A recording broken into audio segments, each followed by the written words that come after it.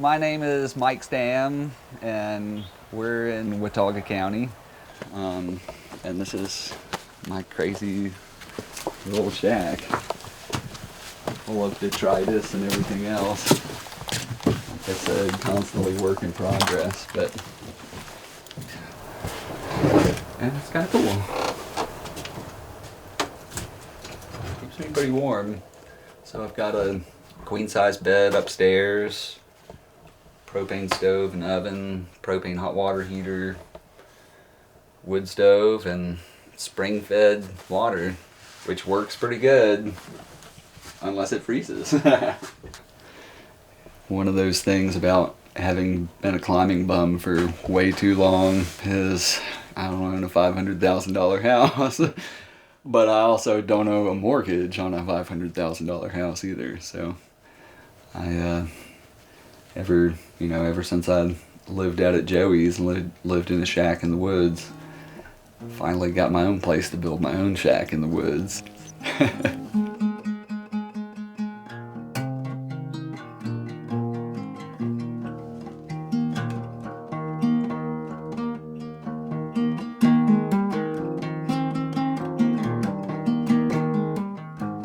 I have family from Watauga County and came up here even as a little kid. When it was time to go to college, I decided that I wanted to be in the North Carolina mountains, and I came up to Boone and went to Appalachian State. And within basically a couple of years of moving here, I got really excited about bouldering and rock climbing, and I met some other pretty prominent climbers around here. And there's been so many different groups of people that have contributed to the development of the high country climbing scene. But there's no guidebook.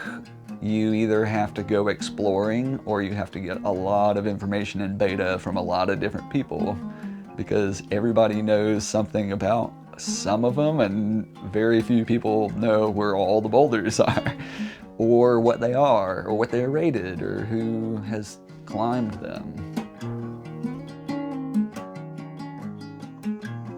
So recently I was just going through some boxes of books and old photos and stuff, and I started to find some of these old photographs of just way back in the day, Wilson Creek area, random places that we had been climbing or caught at unawares. And seeing, just the different places that we were climbing and the different people, some of which I don't see anymore. I found this piece of paper, and what I realized is that I made an old climbing video of me and my friends, and right when I was editing it, I decided to make a list of every single climb that was in it, and probably most people couldn't read my handwriting, but I'm pretty used to it at this point. I don't know, it really brings me back to look through all the fun experiences that my friends and I had out in the woods, and all of these crazy rock climbs that we had great fun playing on and mostly got to send. And as I go down it, and we get to 221 and some of that corridor, and the very last climb that I had some video of was the intermounting flame at the viaduct. Yeah, I'll bring the ropes too. Give you these too. Gotta get pretty chill too. Oh, from Mike? Yeah, dude. This text from Mike is hilarious.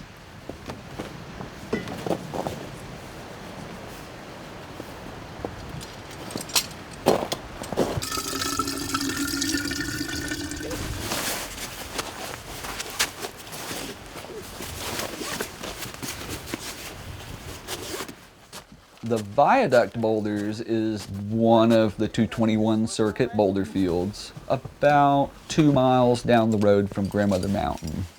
The vast majority of the lines there are ridiculously tall, ridiculously hard, and pretty scary.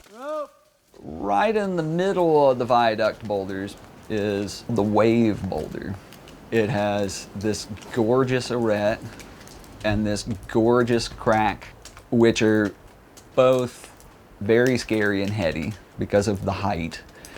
And in the middle is this beautiful face covered with these little pockets and little edges called the inner mounting flame, that for as long as I've been a rock climber, everybody's tried and just been completely unsuccessful. Okay.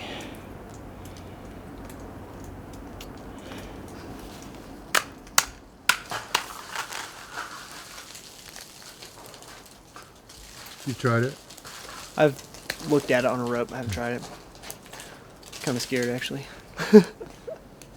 I really don't know why more people haven't tried the inner mounting flame, because it's gymnastic, it's entertaining, it's difficult, and it's got a perfectly flat landing, and it's gorgeous. And you know, really the only thing that I can think of is the height, and also the fact that you have to do an all points off dyno at the top of it, which is pretty scary, and might be one thing if you were doing that in the gym, but is a whole different thing if you're up on the side of a mountain and might not have quite enough crash pads, or you're scared of landing on your face or something. For me, I think it took both walking away from it and getting more of my sea legs under me in other places, both becoming a stronger, more competent climber and a little bit more comfortable with climbing at height.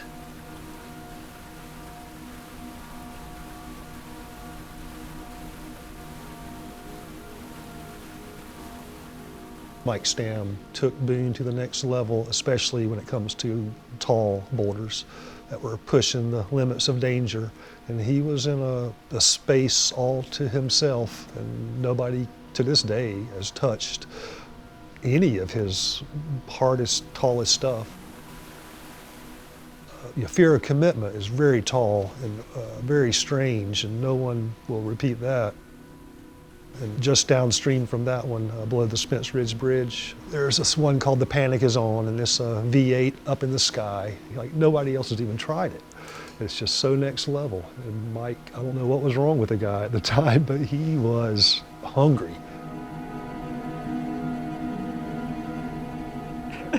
Yeah, I've had moments of doubt, especially halfway up a tall line. Most of the time. I mean, it's partially about keeping healthy and also having a certain idea of what your limits are and not pushing yourself beyond your limits to the point of catastrophe. I don't encourage people to go beyond their boundaries or their safety zone. That being said, I've done that plenty of times.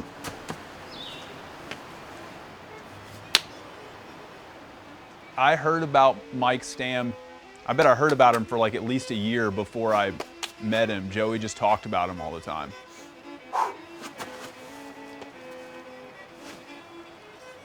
He puts up the best scary stuff. Like he goes after the big ones. It's some of the best I've done in the country.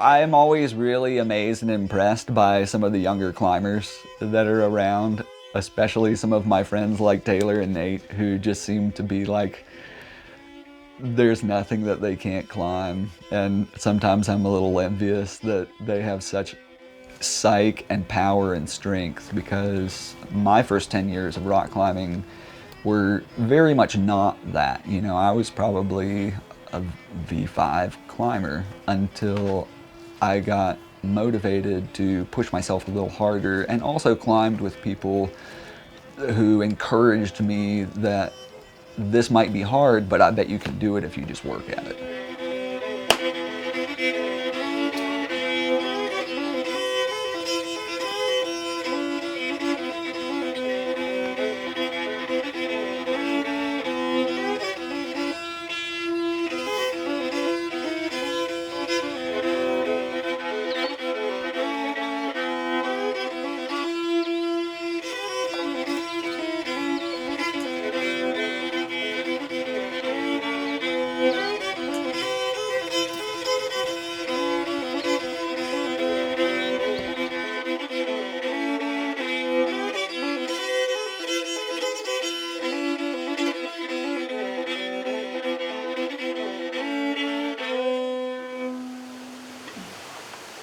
I never saw Mike in a gym. And like, you'll never meet him through going to a climbing gym. And I thought that was so cool when I was younger about the old heads. All they do is climb outside, and that's what you gotta do if you wanna get to know those guys. He showed me all this creekside stuff the first time, and I mean, I was like 18. I remember whining a bunch because Mike took me up a creek, and we had to carry a pad, and I was crying the whole time. And then maybe the second day we hung out, he took me to the viaduct to show us intermounting flame, and I think he had just done it, and dude, I couldn't get off the ground. And I was just like, this dude he's on another level. I was like, this is so cool, but I don't know how it works.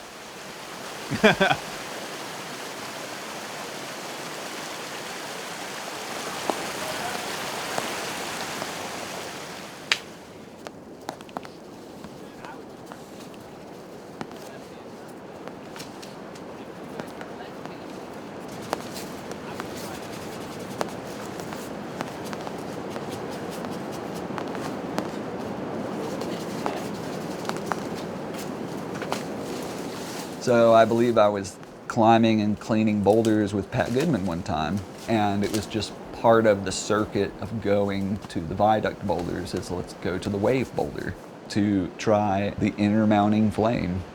And we tried it a little bit, and both were just like, this is the stupidest thing. We're never gonna climb this. This is impossible. And just sort of being silly more than anything else, we just decided to like run at the boulder without really having a firm game plan.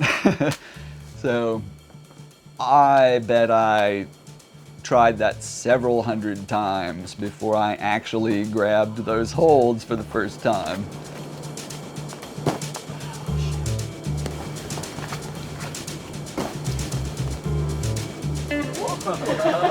There was so much giggling and laughing, and we were just ecstatic that this could actually be the way to start out what was always considered to just be an undone line that might never be climbed by anybody.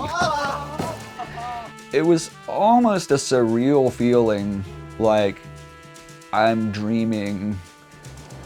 I should be falling right now, but I'm not. It's an incredibly exuberant experience. But even when I grabbed them the first time, I'd still had very low success rate.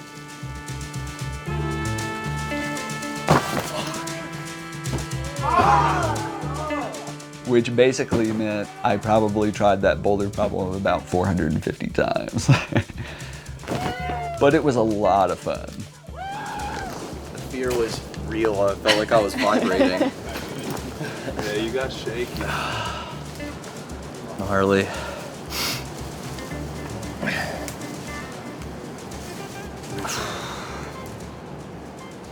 Stam's a legend. It probably feels better than landing on water. Well, I don't know about I that. don't know about all that, dude. I would take this as a deep water Intimidating, solo man, any day. Turn it the other way. Turn it like the hold. Oh, that's how the grip is. Yeah. I have never been one of those people that was the slightest bit interested in climbing in the gym or training or working out or anything else. In reverse. Hold it up, dude. Hold it up. I just wanted to rock climb because it's fun. And instead of doing push-ups or fingerboard training, I just wanted to go climb on rock. I'm ready. All right, now rest. Maybe you walk this section. I don't remember, honestly. Me either. Came with Joey. This is pretty, man.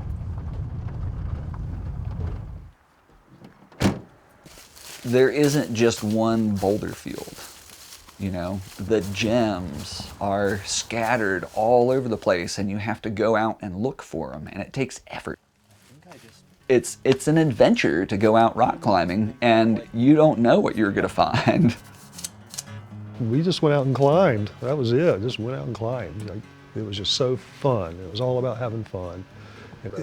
It was before Instagram, before many cameras. I had an old VHS camera and captured some stuff from that era, and most of those tapes have disintegrated by now. Here comes the sun again, shining all its rays on a cold and sunny morn.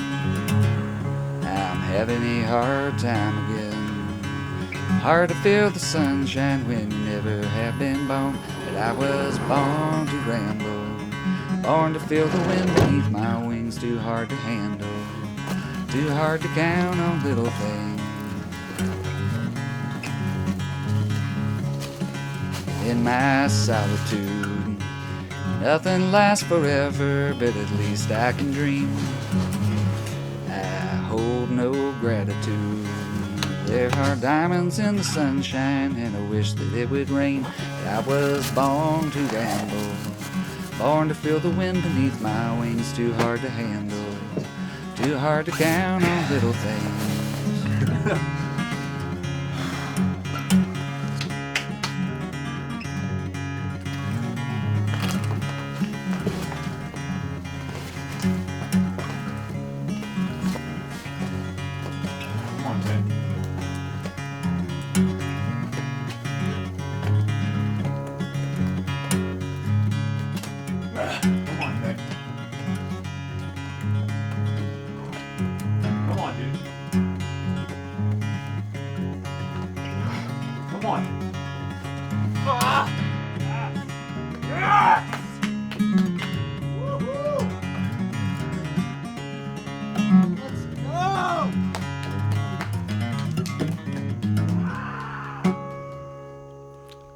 I think that the North Carolina high country has produced and fostered some very determined and strong rock climbers. It took a long, probably half of my climbing career to be able to keep my head together to actually climb taller things, which include some of the ones in the gorge, the Panic is On and Fear of Commitment and Axiom, which are all lines that I've encouraged some of these wonderful, hard, sick climbers to put some effort into, including the Intermounting Flame. And the one person that really bit was Taylor.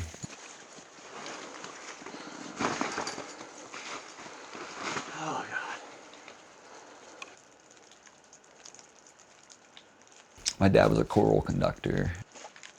And from a very young age, we were learning piano and violin and cello and viola. And I very much enjoyed it, but I didn't want to be a classical musician. And so at some point, I decided that if I wanted to play music, it was going to be what I wanted to play. So when I was in high school, I was really into sort of alternative jazz and fusion and stuff. And I was very into John McLaughlin, who started a crazy fusion band called the Mahavishnu Orchestra, and one of the first albums that they put out was called The Intermounting Flame.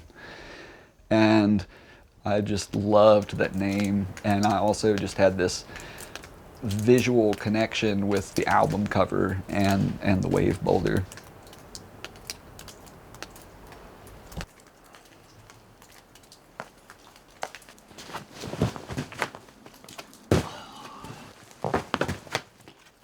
That looked good, man. Felt to hold that. Or not.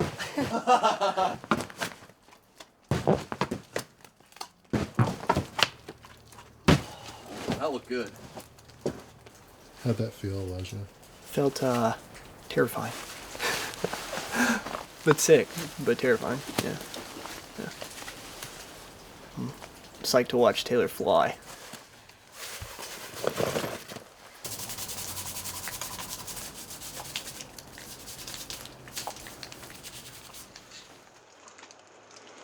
Okay, I'm on.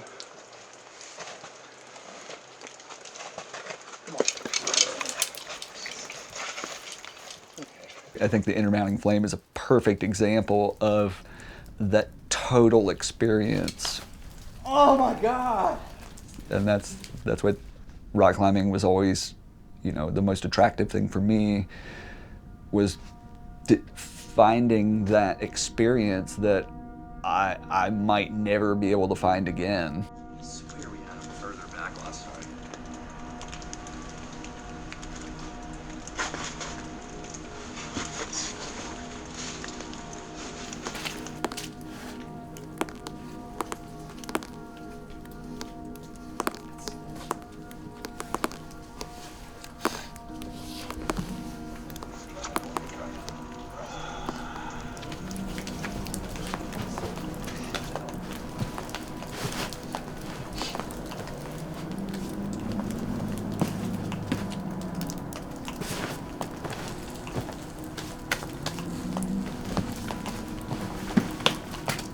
Come on, dude.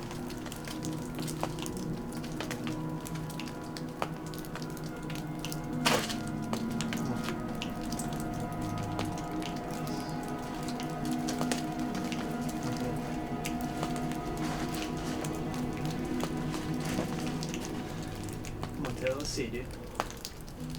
Come on. Oh! Yes!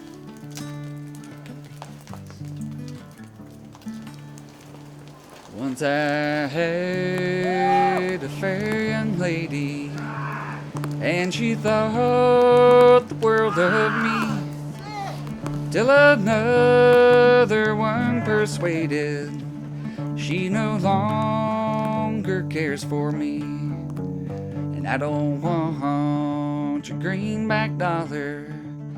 I don't want... These days, every once in a while, somebody will ask me or somebody else, you know, hey, we've heard about that one boulder problem. Like, how do you get to it again? And it's like, well, you know, I'll just have to show you because there's not really a trail and it probably takes 25 minutes to get there.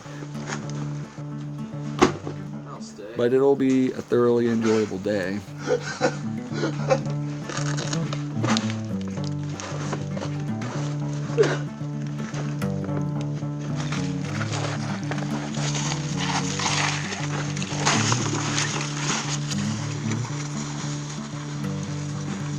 Many a stroll we took together down beyond the deep blue sea.